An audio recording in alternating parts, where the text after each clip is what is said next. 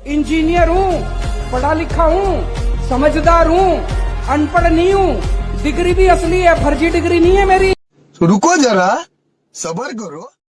पूरे देश का बजट अभी अभी आया, आपने अखबारों में पढ़ा होगा। देश पे केंद्र सरकार और अस्पताल के ऊपर 4% बजट खर्च कर रही है, पूरे देश का 4। दिल्ली सरकार पिछले 8 साल से हर साल 40% बजट अपना स्कूल और अस्पताल पे खर्च करते हैं, 40%। नमस्कार दोस्तों, ये अभी बजट आने के बाद 2-3 दिन के बाद का वीडियो है। इनको आप जानते ही होंगे, यही है सीएम और दिल्ली का सीएम अरविंद केजरीवाल साहब जी, जो लगातार आज भी दिल्ली में 3 बार मुख्यमंत्री रह चुके हैं। दोस्तों अब सभी बताइए, ये छोटी सी पार्टी अभी ही आई और दिल्ली में 3 बार मुख्यमंत्री बना चुकी है। और इन्होंने अभी एक बात बता रहा था कि हमारे केंद्र में अभी तुरंत ही बजट लॉन्च हुई है, जो हमारे निर्मला सीतारमण ने बजट पेश की है। आप सभी को कभी बजट पढ़े, आप सभी का गलत नहीं है। हमारे मीडिया वाले और जो पढ़े लिखे लोग वो भी नहीं आज बजट के बारे में जानते हैं कि हमारी सरकार बजट पेश की है तो उसके बारे में हमको क्या जानकारी मिली है, हमें उसे क्यों पढ़ना चाहिए,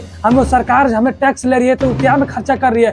आज हमारे दिल्ली सरकार अरविंद केजरीवाल जी ने दावा किया है कि अभी बजट में मात्र 4% स्वास्थ्य और शिक्षा में आज सरकार हमारी पैसा खर्च कर रही है। इंजीनियर हूँ, पढ़ा लिखा हूँ, समझदार हूँ, अनपढ़ नहीं हूँ, डिग्री भी असली है, फर्जी डिग्री नहीं है मेरी।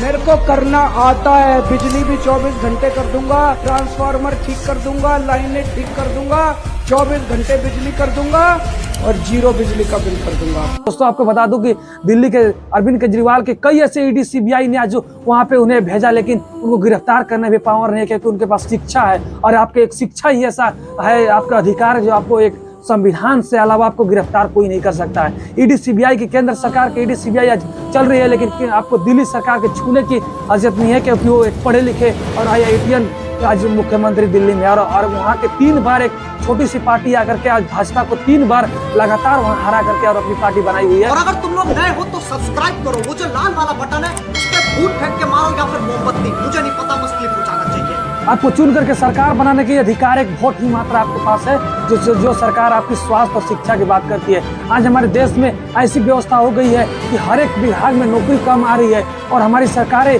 जो शिक्षा और स्वास्थ्य में इतना बजट कम पेश कर रही है, मात्र 4%। हमारे नेताओं मंत्री का बेटा विदेश में जाता है पढ़ने, लेकिन आज दिल्ली में जाकर के आपको देखने की जरूरत है, जो एक पढ़े लिखे IIT जो पास किए एक सीएम जो बना हुआ हमारे देश में, हमारे कई ऐसे राज्य में जो अनपढ़ लोग आज भरे हुए हैं, जो हमारे शिक्षा और स्वास्थ्य के बारे में वो बात कभी नहीं करते हैं। और आज आपको दिल्ली जाकर के देखने की जरूरत है, जो अरविंद केजरीवाल जी ने दिल्ली में ऐसी शिक्षा व्यवस्था बनाई है। और वो दिल्ली सरकार आज ईमानदारी वाली सरकार, आपको बता दूं कि हमारे केंद्र में 4% वो खाली शिक्षा और स्वास्थ्य में खर्च कर रही है। हमारे दिल्ली सरकार ने 40% स्वास्थ्य और शिक्षा में हमारी लोगों को, हमारे जो अनपढ़ लोगों की मात्र यही है कि हमें अपने फैक्ट्री देने की बात करती है, जो लेबर की तरह हमें आज लोगों ने बिहेव किया। अनपढ़ लोग आज हमारे युवाओं को बेरोजगारी बनाई जा रही है। और दिल्ली में जाकर के देखिए, जो शिक्षा व्यवस्था को इतना सुदूर बनाने के लिए आज 40% बजट आज पेश कर दिया है दिल्ली सरकार, जो हमारे राज्य में और हमारे केंद्र सरकार भी उतना नहीं करती है। आप सभी को बता दूं कि हमारे सबसे